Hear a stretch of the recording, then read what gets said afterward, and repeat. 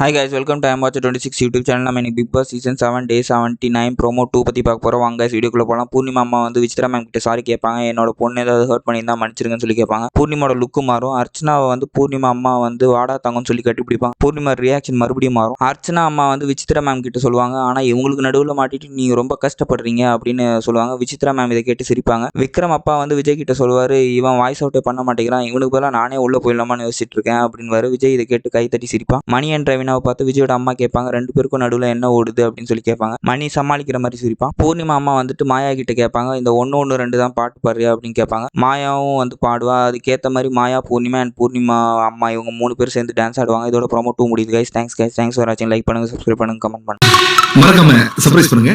Thank you.